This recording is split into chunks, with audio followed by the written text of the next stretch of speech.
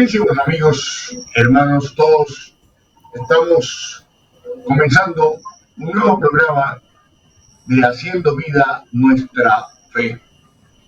Y hemos hablado de muchos temas siempre vinculados con nuestra parte espiritual. Y el tema de hoy día tiene que ver también de qué manera lo espiritual se inserta en el mundo administrativo, en el mundo político de nuestro país. Y de hecho eso no es ninguna novedad. Ya el Papa León XIII en su Rerum Novarum ya comienza a hablar de la necesidad de la inserción de la Iglesia Católica en este mundo en el que se controlan las cosas, se administran las cosas y muchas veces, o en la mayoría de las ocasiones, no está Dios presente. Por eso tengo la oportunidad de tener la cercanía y la amistad de un queridísimo amigo, hermano en la fe, hermano también en la alianza de nuestra Madre del Cielo María, para conversar con él, porque en este momento está al frente de un ministerio que se llama Secretaría Técnica Ecuador Crece sin Desnutrición Infantil. Esto está adscrito directamente a la presidencia. Él se llama Erwin, ahí se me cruza el apellido. Ronquillo. Discúlpeme, se me traba la lengua, Erwin Ronquillo. Y pues bueno, quiero ponerlo con ustedes a la orden. Estamos en contacto a través de este sistema de Zoom. Él está en su casa, yo estoy en la mía, él está en Quito, yo estoy en Guayaquil, de manera que podemos lograr esta conversación gracias a la magia de esta nueva tecnología. Erwin, un gusto inmenso conversar contigo. Aprovecho para felicitarte, desearte lo mejor, porque también es la oportunidad que hemos tenido para conversar un poquito más continuado y dejarte con las primeras palabras con nuestros hermanos con respecto a esta tarea que estás emprendiendo y que nos vayas contando después en el diálogo cómo si te insertaste, qué te impulsó a hacerlo. Yo te conozco como un hombre de fe, como un hombre dedicado a entregarte a ayudar a los demás, a los que más necesitan. Por lo tanto, no me extraña que estés en esto, pero estrictamente en detalle, ¿por qué este en particular? Bienvenido, buenas tardes. Bueno, muchísimas gracias por la invitación. Un gran saludo, efectivamente, desde acá, desde la ciudad de Quito, a los radioescuchas de Radio La Voz de María. Efectivamente, esta fue una invitación del Gobierno Nacional para trabajar en un proyecto que es uno de los ejes prioritarios del presidente de la República, y estamos hablando del combate a la desnutrición crónica infantil. En tal sentido, el presidente, cuando asumió el cargo, aclaró y pronunció dentro de su discurso que este combate a la desnutrición crónica infantil se iba a convertir en una de las prioridades, una de las banderas principales de su gobierno. Y es precisamente porque la situación de la desnutrición crónica infantil en el Ecuador es realmente alarmante. Tenemos índices muy altos de prevalencia de desnutrición y de hecho el Ecuador es el segundo país en Latinoamérica con los peores índices de prevalencia de la desnutrición crónica infantil. Esa es una situación no poco relevante y que nos compromete a todos como sociedad y como país. Es una tarea que, si bien me ha sido encomendada por el presidente, requiere del trabajo articulado de muchas entidades, tanto del Estado como del sector privado, tanto de la sociedad como del sector público, que debemos trabajar en conjunto para poder acabar con este flagelo que nos hace daño como país, que nos está afectando y que afecta no solo el desarrollo de la niñez, sino el desarrollo del país como tal. Así que eso, un poquito contestando a tu pregunta, aquí hay detrás de esto hay una gran causa nacional en la que todos debemos estar involucrados. Me decías un poquito, hablando en breve, en síntesis, antes de iniciar ya la grabación propiamente dicha como tal, que esto ya tiene un camino recorrido en los gobiernos anteriores. ¿Qué cambios, qué contrastes de cosas que no, no van con la mentalidad y con las aspiraciones que este gobierno tiene con respecto a manejar este tema y cuáles son los proyectos en concreto que se están haciendo caminar. Sí, a ver, aquí hay una realidad. Nosotros cuando asumimos esta responsabilidad encontramos que el Ecuador, primero que nada, no tiene información actualizada acerca de la desnutrición crónica de los niños y niñas. En ese sentido existe un estudio, el estudio más reciente que demuestra cuál es la situación de la desnutrición en el país, data del año 2018, en una encuesta que se conoce como la ENSANUT 2018, que es una encuesta amplísima de la situación de la salud en el país, de la ciudadanía y en general de la población. Entre todo lo que analizaba ese estudio había un acápite particularmente enfocado en la situación de desnutrición de la infancia. Y esos números arrojan que, por ejemplo, el 23% de los niños hasta los 5 años sufrían en ese momento desnutrición crónica. Pero en el rango entre los 0 y 2 años, ese índice aumentaba al 27%. 27.2% de los niños de 0 a 2 años sufren desnutrición crónica infantil, según ese estudio. Ahora bien, eso fue en el año 2018. De ahí para adelante han pasado muchas cosas. Ha aumentado la pobreza debido a la pandemia. Tenemos una crisis migratoria que es ampliamente conocida. Todo eso coayuda o empeora la situación de la desnutrición. Y aun cuando no tenemos información reciente o más actualizada, se estima, según los expertos, que actualmente más del 30% de la infancia menor a 2 años estaría atacada con este problema. Eso significaría, digamos en pocas palabras, que 1 de cada 3 niños en el Ecuador estaría padeciendo desnutrición crónica infantil. Como podrás ver, Agustín y queridos radioescuchas, es una situación realmente grave. Pensar que 1 de cada 3 de nuestros niños están sufriendo de este problema realmente nos debe llamar a la alarma y nos debe llamar fuertemente la atención, porque digamos, no ha faltado políticas, no han faltado acciones en los gobiernos anteriores para reducir estos índices.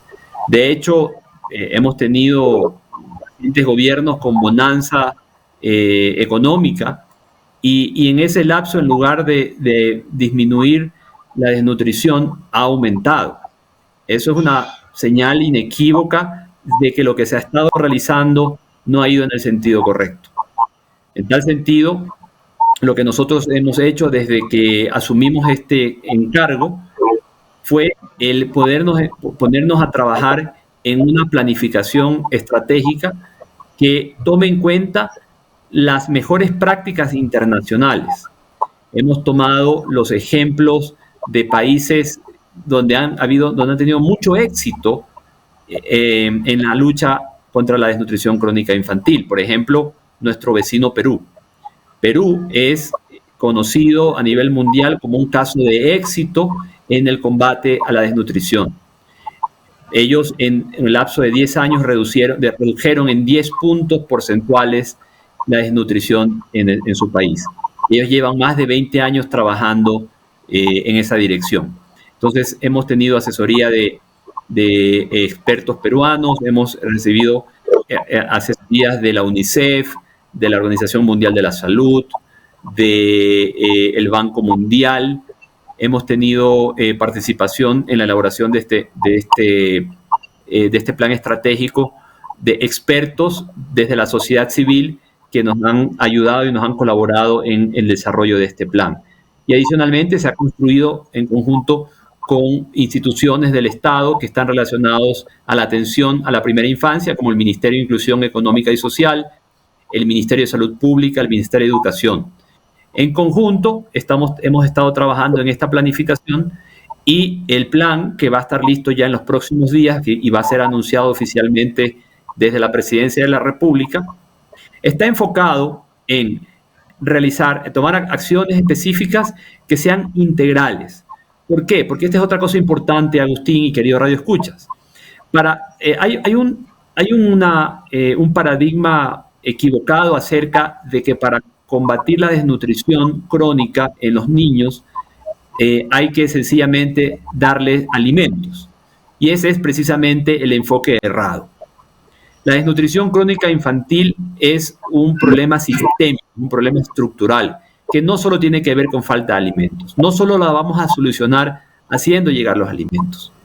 La desnutrición crónica infantil tiene varias aristas. Es un fenómeno multicausal que tiene distintas determinantes, entre esas, por ejemplo, el acceso al agua y saneamiento seguros, es decir, agua apta para el consumo humano.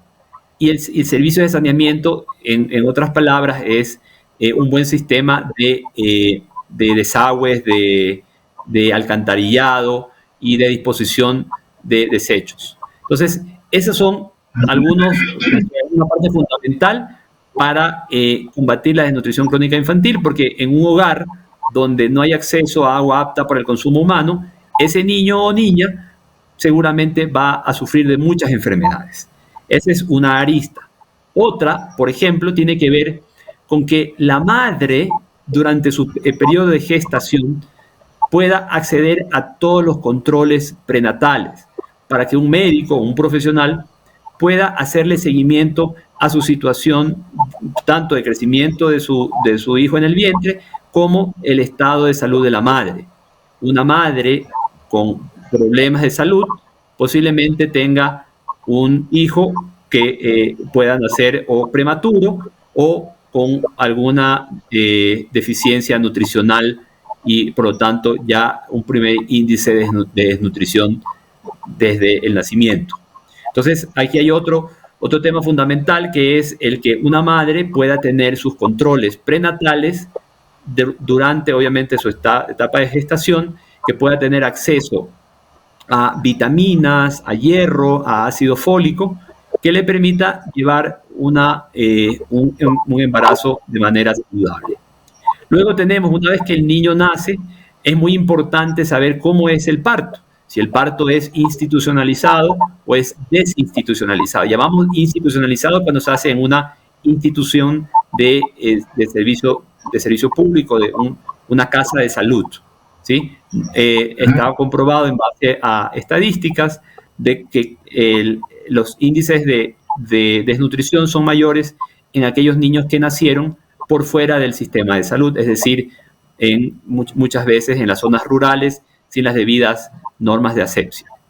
Tenemos otro aspecto que influye en la desnutrición. Otro aspecto que influye es la lactancia materna exclusiva durante los 6 primeros meses. Está también comprobado que un niño que tiene acceso a lactancia materna de manera exclusiva durante los 6 primeros meses tiene menos probabilidades de sufrir desnutrición crónica. Luego de los 6 meses, la lactancia debe mantenerse hasta, ojalá, los 2 años de vida o un poco más, dependiendo obviamente de cada situación, pero ya combinada con la alimentación del hogar, que asimismo no puede estar cargada de carbohidratos y azúcares. Entonces ahí tenemos otro aspecto fundamental para que el niño o niña crezca de manera saludable y bien nutrido. En ese espacio, desde que el niño nace y ya entra, ya está disponible para que sea llevado a los controles de niño sano, es fundamental que estos chequeos y estos controles sean mensuales. Eso también va de la mano de tener un niño saludable, porque el médico, el pediatra, va a poder hacerle seguimiento a su crecimiento, a su progreso en talla y peso, y tomar acciones,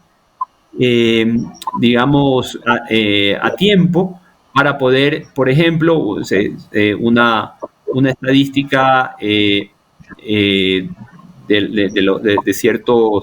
no es más que una estadística, sino un indicador de nutrición, es que el niño vaya creciendo a un ritmo debido durante los primeros meses de vida, ¿sí? Entonces, tiene que haber un crecimiento en el niño de un mes a otro, y hasta los 6 meses siempre se va controlando cómo ese niño va desarrollando. Todo eso debe ser parte de los controles, de los chequeos, y el médico va a poder actuar a tiempo siempre y cuando ese niño sea revisado mensualmente. Otro tema fundamental es el acceso al cuadro básico de vacunas. Algo que se conoció a inicios de año es que hicieron falta vacunas pediátricas justamente en la época de que estábamos más preocupados de las vacunas del COVID, ¿sí? Entonces, cuando asumimos el gobierno, nos encontramos en que no habían suficientes vacunas, y de ahí en adelante ya se han tomado ciertas acciones para poder tener el cuadro completo de vacunas y poder distribuirlas a las unidades de salud. Y también ya se han hecho los pedidos para que podamos recibir las vacunas por lo menos ya están hechos los pedidos hasta el primer cuatrimestre del año 2022. Entonces, de esa manera se va planificando para que no hagan falta las vacunas para los niños recién nacidos.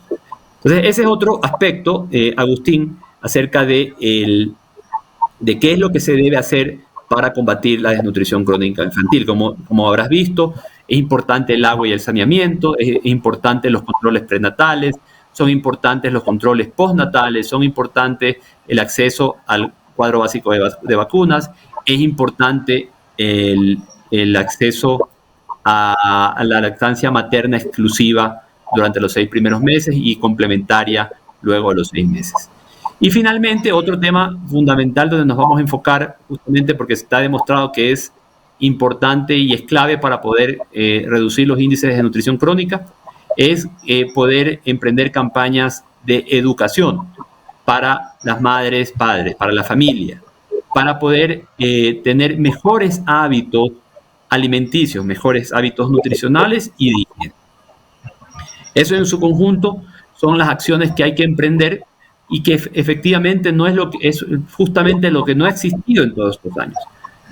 Como podrán notar, no hay, en todo esto no es que no se requiera una buena alimentación o el acceso a los alimentos, solo que no es lo más importante, ¿sí? Hay otros aspectos, otros determinantes que son igualmente importantes que el acceso a los alimentos.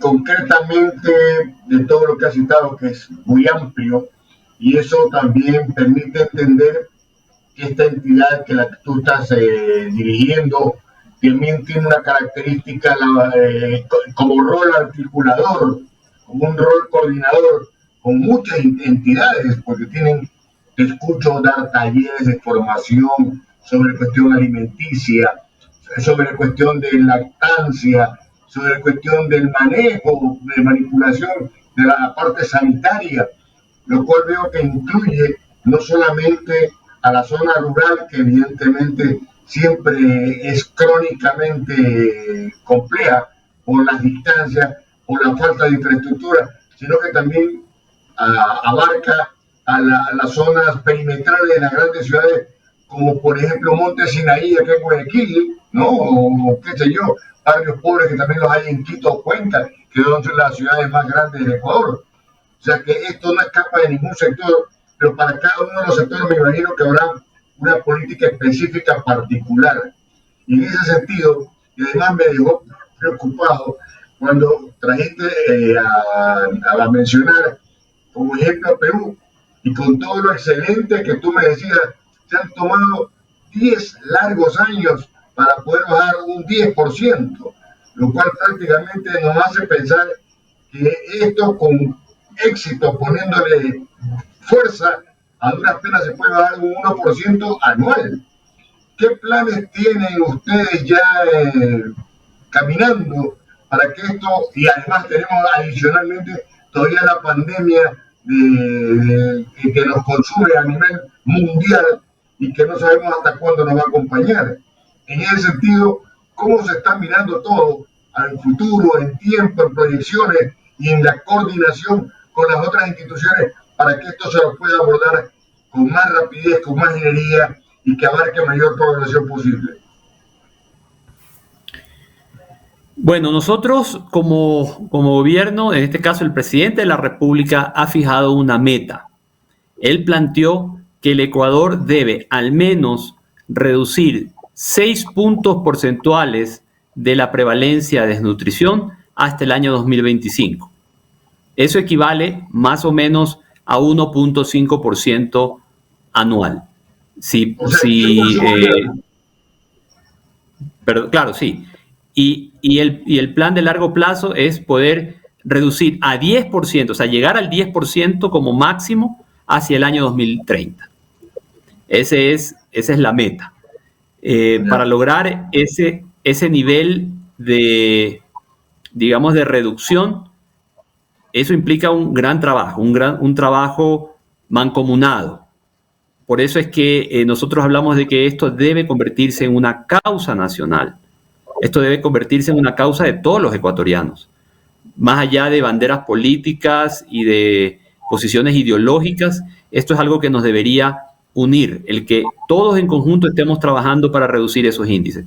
Y esto es algo que te voy a mencionar antes de un poquito comentarte de las acciones que ya hemos iniciado, es que hay unas consecuencias invisibles de la desnutrición crónica infantil.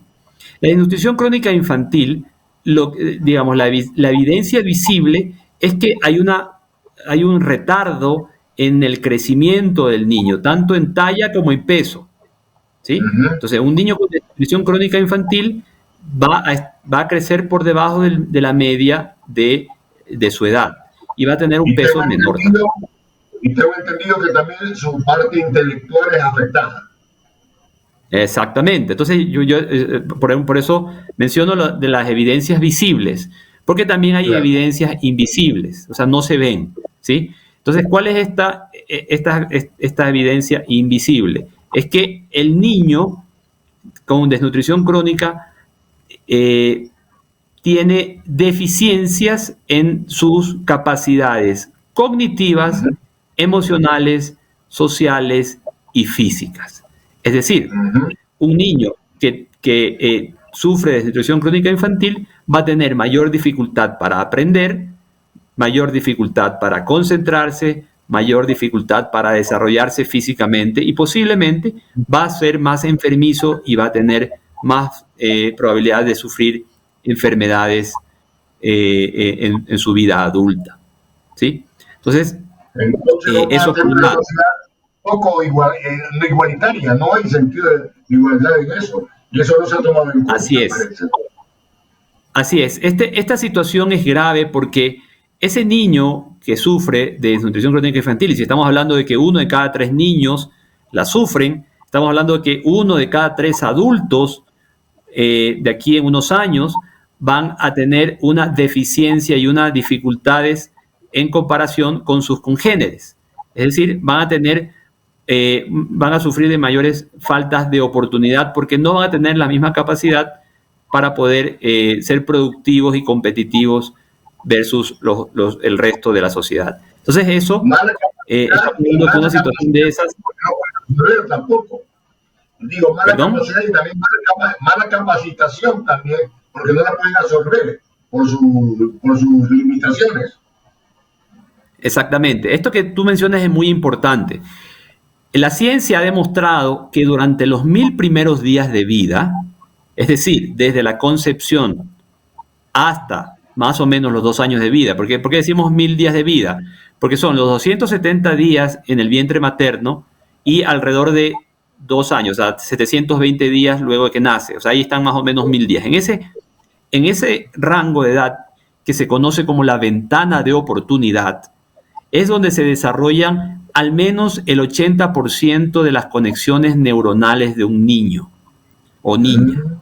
Entonces, si nosotros como sociedad podemos prestarle una ayuda, podemos asegurarnos de que ese niño puede tener una nutrición adecuada, es decir, aseguramos que tiene acceso a agua segura, que tiene sus controles prenatales y postnatales, que tiene lactancia materna, es decir, todo lo que hemos hablado, las vacunas, si tiene todo eso, si nosotros nos aseguramos que el niño reciba todo eso, que son parte de sus derechos, entonces vamos a poder a ese niño asegurarle que va a tener una oportunidad en el futuro de romper el círculo de pobreza.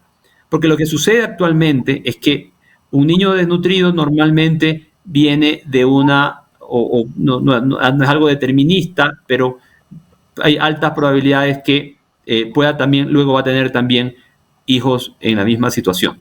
Entonces, el círculo de pobreza se mantiene y no se rompe. Entonces, ahí hay un serio problema, porque si nosotros no trabajamos hoy en los niños que son los más pequeñitos y que son los más indefensos y no los ayudamos en este momento, esos niños de aquí a unos 15, 20 años posiblemente van a tener, no posiblemente, seguramente van a tener menos oportunidades, van a estar más expuestos a las enfermedades, van a estar probablemente en mayor situación de pobreza y pobreza extrema. Entonces, si queremos romper el círculo de la pobreza, si queremos como país poder desarrollarnos de verdad, debemos asegurarnos que esos niños que hoy por hoy están en riesgo de sufrir desnutrición crónica infantil, podamos ayudarlos, podamos asegurarnos de que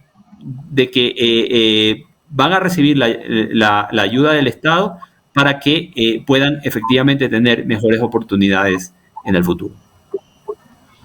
O sea que pensar hoy día en estos niños es también prepararnos para un futuro a 10 años, a 20 años, en el que vamos a aspirar a tener una población con más posibilidades de asumir conocimiento, que el conocimiento evidentemente es el que nos puede sacar de esta ubicación en la que estamos como país tercermundista. Podemos preparar mejor nuestra población y lógicamente rendir de una mejor manera. O sea, estamos también de esa forma no solamente ayudando a un niño o a muchos niños, que son miles, sino también creando un país mejor para el futuro.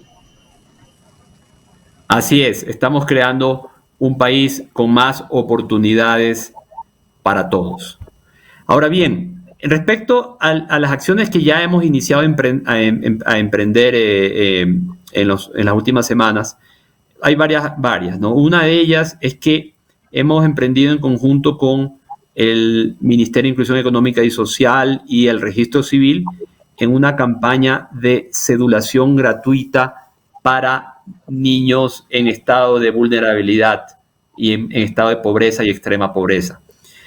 Y tal vez te has de preguntar, Agustín y Radio Escuchas, ¿qué tiene que ver la cedulación con el combate a la desnutrición crónica infantil? Bueno, pues es importante que se conozca que hay un subregistro de 16% de niños en los sistemas de registro civil. ¿A qué me refiero? 16 de cada 100 niños que nacieron en el Ecuador actualmente no tienen una identidad, no tienen un documento de identidad ni un registro en los sistemas de registro público. Es decir, nacieron... Para que entienda mejor la gente. No están en el registro civil, no aparecen. Correcto, no están porque nacieron en la época de la pandemia y ya sea por el miedo o porque sencillamente no tenían cómo movilizarse, nunca los llevaron a registrarse, ¿sí? 16 de cada 100 niños. Entonces, ya sea, digo, por el tema de la pandemia o sencillamente por temas de pobreza y extrema pobreza, sus padres no pudieron llevarlos a registrar. Y luego de que pasa cierta época, cierta cantidad de días, que creo que son 90 días, si no los registraron, encima deben pagar una multa, así está la ley. Entonces, un niño que no está registrado no puede ser medido, no podemos llegar, el Estado no puede llegar donde él, porque sencillamente no lo tenemos mapeado, no existe en los registros, no se sabe de su existencia. No sé si me explico lo suficiente. la realidad, distorsiona la realidad para poder proyectar tareas. Por un lado, distorsiona la realidad, no se puede proyectar, pero por otro, el niño no puede recibir ayuda, por ejemplo, si quisiéramos incorporarlo en un proyecto de nutrición, no podríamos hacerlo porque sencillamente no sabemos que existe, ¿sí? Entonces, lo que estamos haciendo es que se ha destinado unos fondos del Ministerio de Inclusión Económica y Social precisamente para ayudar de manera gratuita a aquellos niños que no se pudieron registrar a tiempo. Entonces, ese registro tardío, que normalmente tenía un costo, ahora se está haciendo de manera gratuita para niños en estado de vulnerabilidad, es decir, aquellos que están en situación de pobreza y extrema pobreza. Entonces, eso es una campaña que ya inició y lo estamos haciendo de manera organizada en ciertos cantones y provincias. Entonces, cuando se vaya a hacer en ciertas localidades, se va a informar debidamente a la población. Por otro lado, hemos iniciado un proceso en conjunto con el INEC, el Instituto Nacional de Estadísticas y Censos, para realizar la primera encuesta nacional de desnutrición infantil. Esa encuesta, que es básicamente una estadística que vamos a tener de manera anual, nos va a permitir entender cuál es el progreso, cuál es la situación de la desnutrición a nivel nacional. Esto es muy importante porque, como les decía, el estudio más reciente que existe es desde el año 2018. Es decir, desde el año 2018 no tenemos información acerca de la desnutrición. Entonces, si no tenemos información, no podemos tomar acciones. Por eso es que es muy importante este proceso de la encuesta. Vamos a iniciar con un piloto en este año y a partir del próximo año vamos a tener ya una encuesta ya con datos nacionales.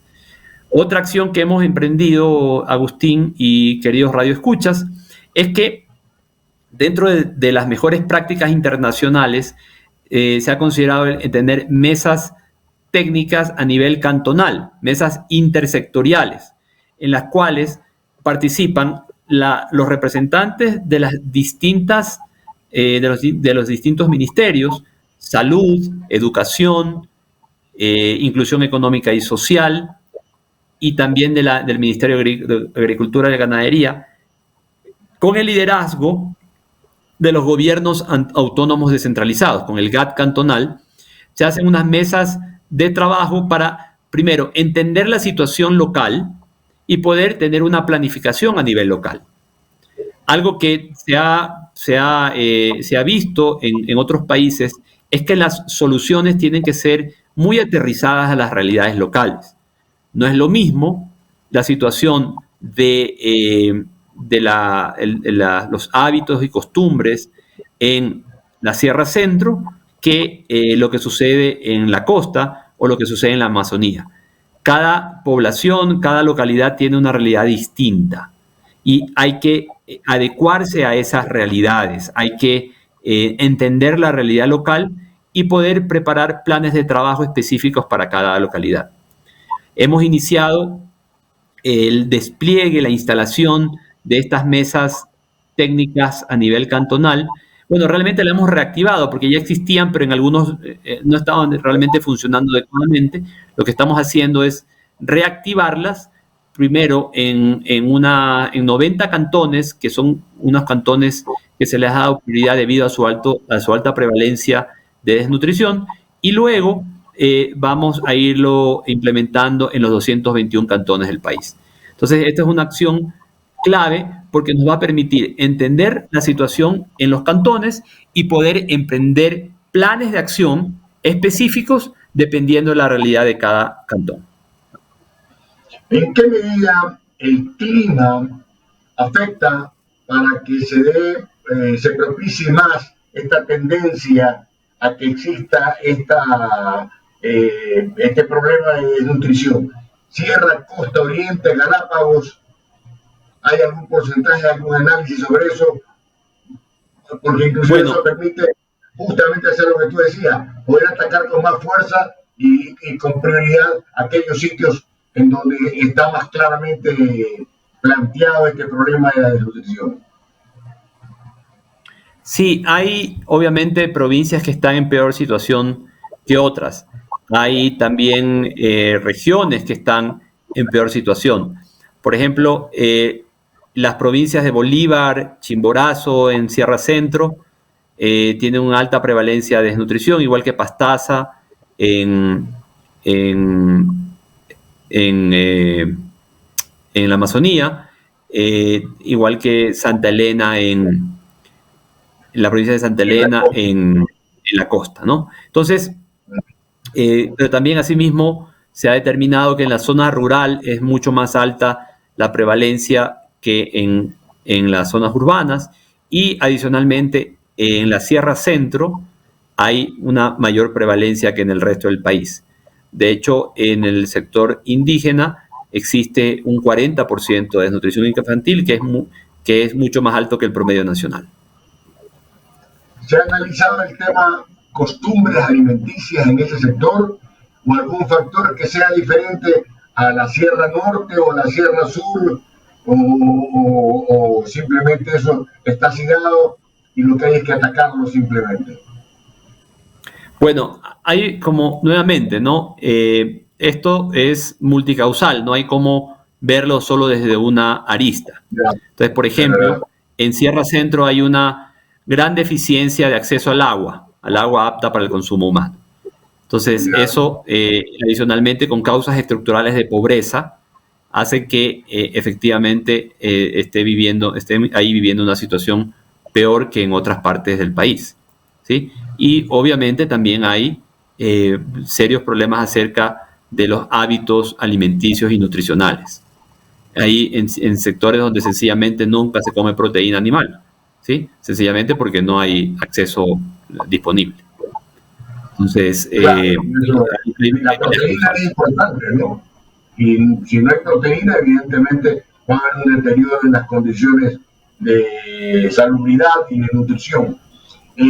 Hemos hablado y tocado toda esta serie de vínculos que tienes necesidad de generar, que de por sí ya se lo ve complejo y se lo ve, digamos, que hay que trabajarlo mucho y probablemente mucha parte de tu tiempo debe ser siempre estando en mesas de trabajo en coordinación con distintas áreas y con distintas instituciones del Estado.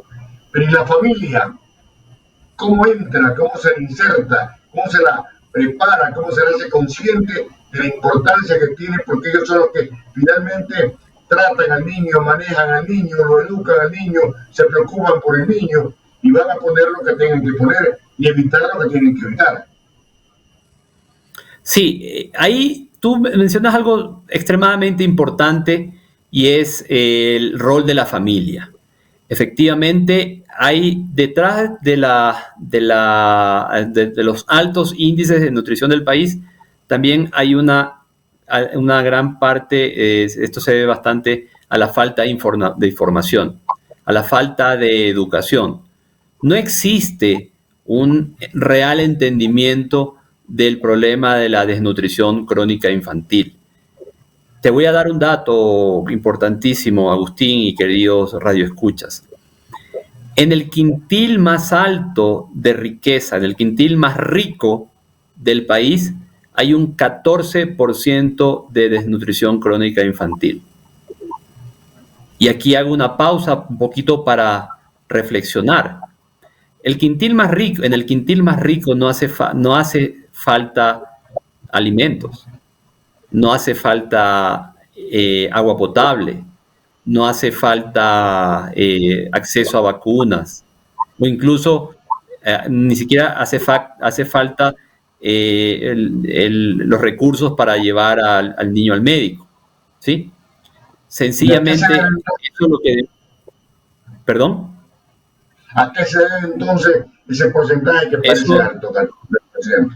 Eso demuestra sencillamente que hay una eh, mala cultura, hay una falta de conocimiento, hay una falta de educación acerca de qué es la desnutrición crónica infantil y cómo afecta a nuestros hijos.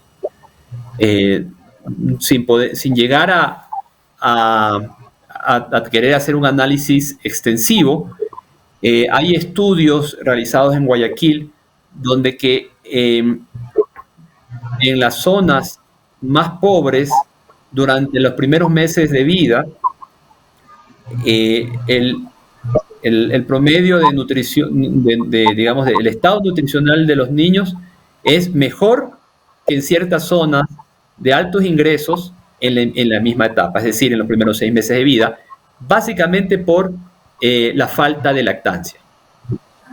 Lo que sucede muchas veces en los estratos altos es que por temas estéticos las mamitas prefieren no dar de lactar o disminuir la frecuencia de la lactancia. O incluso por temas de trabajo. Sí, o a veces también por temas de trabajo, o sea, no solo temas estéticos, ¿no? Entonces, sin llegar nuevamente a hacer un análisis muy extensivo, podríamos encontrar razones más específicas acerca de por qué pasa eso, ¿sí? Porque asimismo eso es dentro de los primeros 6 meses. Luego los 6 meses ya sí comienza a haber diferencia en los estratos altos porque tienen acceso a vitaminas, a mejor alimentación que los estratos más empobrecidos. Pero eso demuestra se demuestra que hay una falta de educación respecto a qué es la desnutrición crónica infantil y cómo afecta a nuestros hijos. Seguramente, una vez que podamos emprender campañas de educación dirigidas a todos los estratos, seguramente en los estratos más, justamente los quintiles más ricos, se va a poder magnificar el tamaño del problema y seguramente van a poder tomar acciones, y en los estratos más empobrecidos ya va a ser el rol del Estado poder justamente coayudar para que las madres puedan digamos, trabajar de manera más consciente en la parte nutricional de sus hijos. Ahora bien, esto es importante porque tú mencionabas, bueno, ¿qué hay que hacer a nivel de las familias? El tema es la educación, Agustín. Hay que emprender campañas de educación donde primero hay que hacer lo que estamos haciendo el día de hoy, que es informarnos, ¿sí? Y aquí los medios de comunicación son tremendamente claves, son supremamente importantes, porque ustedes son los difusores de la información, ustedes son los factores de difusión. Ustedes nos van a ayudar a conocer a las familias. Cuenta con nosotros para cualquier tarea de difusión. Sí, justamente, sabemos que contamos con ustedes, necesitamos de su involucramiento.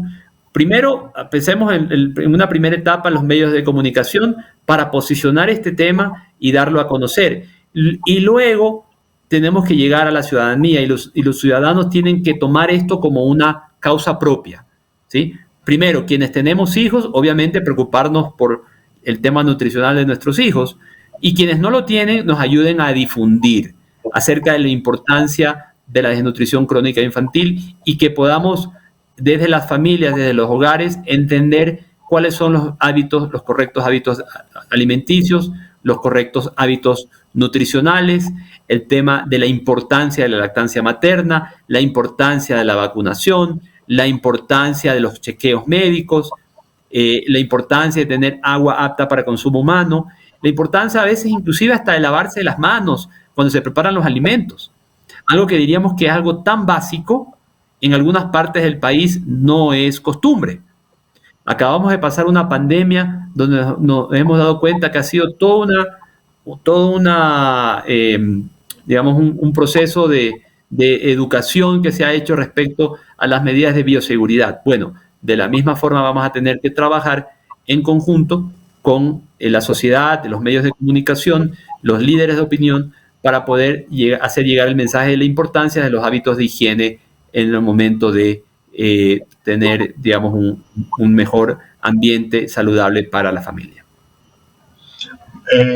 Has tocado un tema que de pronto puede interesar a muchos señoras radioyentes de nivel socioeconómico cómodo o alto, que como tú decías, probablemente no hay un problema económico para poderle suministrar la mejor de las alimentaciones, pero en cambio no tuvieron en su momento un abalanzamiento porque de pronto son altas ejecutivas de empresas que su horario de trabajo les impide, aunque ya ahora la ley da opción para los 6 meses, creo, de amamantar, que le da un horario de mayor ingreso a la empresa. Creo que eso también la ley, y qué importante que tocó eso, porque en muchas de las cosas que tú has tocado, también el Estado interviene a través de facilitar las cosas con leyes. O sea, usted tiene capacidad 6 meses. Yo tengo una empleada doméstica, pero en chica joven, y en 2 partos me tocó aguantarme los 9 meses de embarazo, porque si no los pierde, más 6 meses de amamantamiento, o sea, año y medio prácticamente. Y se lo he dado con mucho gusto, porque soy consciente, pero ¿cuánta gente es así de consciente? ¿Cuánta gente exige, no tienes que venir a trabajar, no te puedo dar tanto tiempo? O sea, el tema es que la ley le exija, que la ley de alguna manera le haga actuar de una manera diferente, aunque sea por temor a un pago de una multa. No sé. Y explícanos un poco sobre ese tema que realmente es importante, interesante. Amén de otra cosa más, de qué manera, si ya hubo un problema de desnutrición en los primeros tiempos, después, como tengo capacidad económica, lo lleno de nutrientes, de vitaminas que hablan de todo, se puede recomponer lo no hecho a tiempo, o ya siempre pueden quedar secuelas en los niños y luego adultos.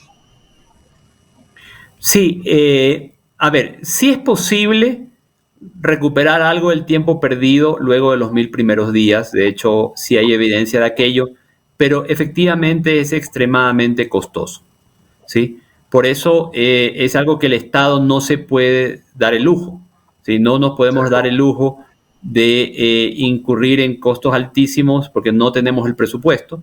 Luego de que pasan, digamos, la ventana de oportunidad, que eran estos 1000 días que yo les mencionaba.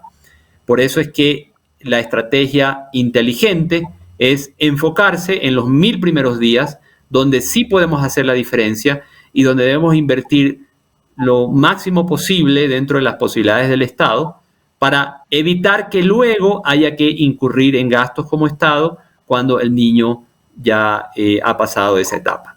Entonces, en ese sentido, de igual manera, en el caso de los estratos más ricos, efectivamente podrían tomar acciones para corregir la situación de desnutrición, pero eso es extremadamente costoso. Eso lo podría hacer una persona que tiene los recursos, pero eso no es algo que cualquier familia lo puede costear. Ahora, de todas maneras, el tema de fondo es que hay que cuidar a estos niños desde pequeños, porque siempre, como tú mismo lo mencionaste, el desarrollo es múltiple.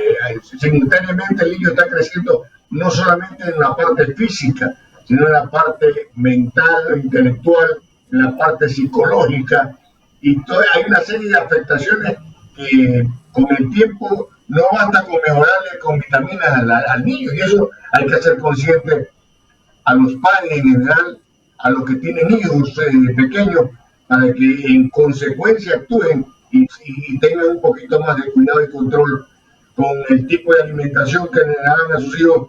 En las últimas generaciones se fomenta mucho la comida chatarra, entonces nos estamos llenando de ese tipo de alimentación que no es alimentación, simplemente llena la pancita y provoca una sensación de agrado en el paladar, pero no me alimenta ni me nutre.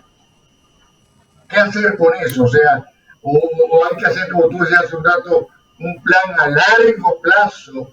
Estamos teniendo ahorita una experiencia con la pandemia, como toda la prensa se ha volcado a apoyar, diciendo lávense la mano, use mascarilla. Ya tenemos un largo año y meses y recién comenzamos a ver a la gente usar la mascarilla con cierta disciplina. O sea, esto nos habla de que nuestra población a veces no entiende, a veces no quiere creer o simplemente no le importa, no sé, no me cabe la mente, pero ahí hay una tarea importante que desarrollar, mi querido Erwin.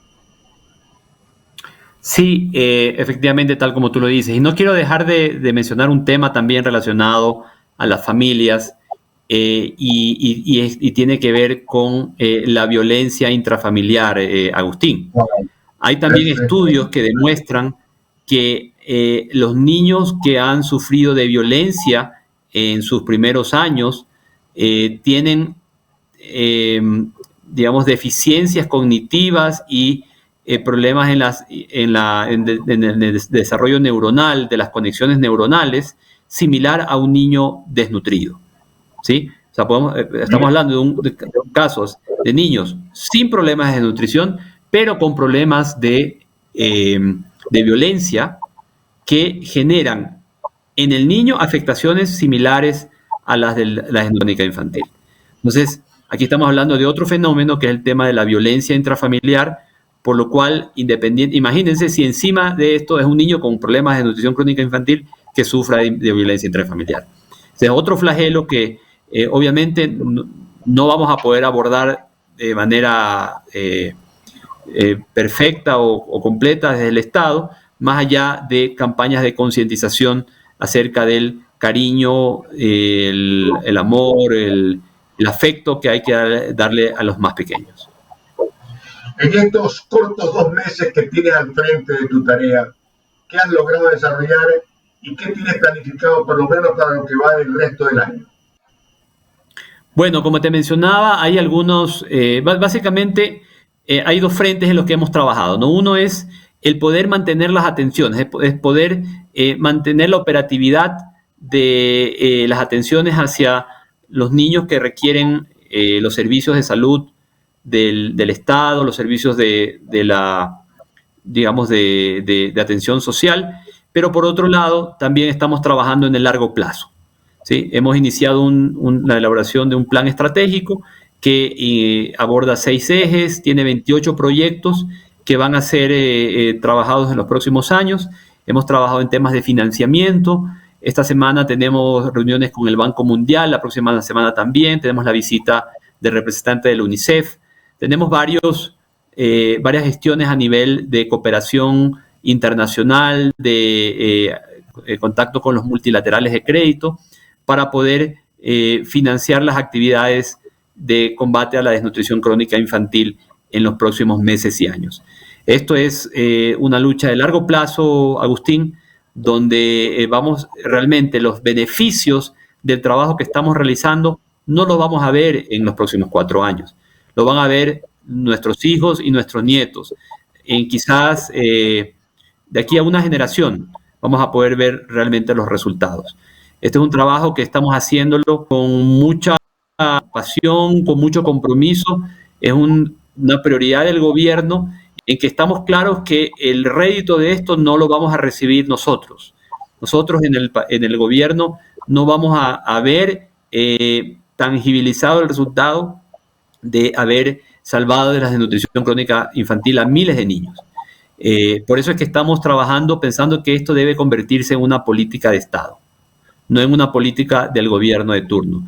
Sin importar quién esté en el gobierno, esta política debe seguir, debe mantenerse en el tiempo y como lo dije desde el principio, esta es una acción que la hacemos sin bandera política, sin bandera ideológica, sin pensar en personalismos ni en metas personales, sino pensar en que estamos construyendo un objetivo para el país para el largo plazo, que seguramente algunos lo veremos y otros ya no lo veremos, pero seguramente el Ecuador lo va a poder apreciar cuando en 15, 20 años tengamos generaciones con mejores oportunidades que las actuales. Dicen que los buenos políticos son los que no piensan en las próximas elecciones, sino en las próximas generaciones.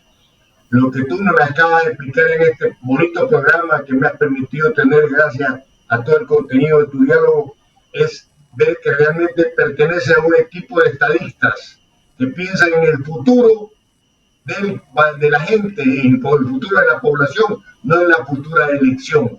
Porque como tú bien lo has dicho con mucha sabiduría, esto toma su tiempo y hay que tener las pausas suficientes, pero también el respaldo necesario, al cual yo me sumo querido Erwin, agradecerte nuevamente, porque esto lo estamos grabando de noche, desde tu casa y yo desde la mía, por la situación de tu disponibilidad de tiempo. Así que sé que estás donando mucho, vienes de un día muy arduo seguramente, con mucha actividad, pero todo lo hacemos en función de que se conozca y se difunda una tarea en beneficio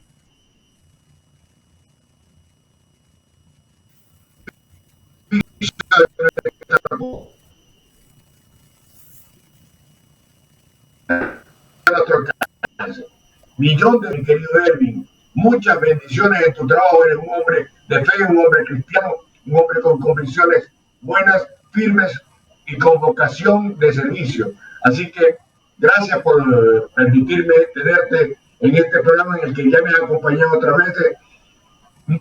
Quiero que sepas que nos tienes a la orden para cualquier necesidad futura con respecto a difundir cosas concretas de tu trabajo, que se lo ve que es amplio y extenso y diverso y por lo tanto complejo. Así que ahí estamos para colaborar, para poner un granito de arena con el fin de que este 30% que nos da vergüenza realmente lo podamos convertir en algo menos vergonzoso y digno para nuestra población. Gracias, mi querido Erwin, y hasta, bueno, y me despido también con mis queridos radioyentes, pidiéndoles como siempre, repitiendo y tratando de imitar a nuestro Papa Francisco: oren mucho por mí, la oración de ustedes me llega, oro por ustedes, y te ofrezco también nuestras oraciones, querido Erwin, por la tarea que vienes emprendiendo. Gracias por contar con tu presencia. Buenas tardes. Muchas gracias a ustedes. Muchas gracias, Agustín y Radio Escuchas.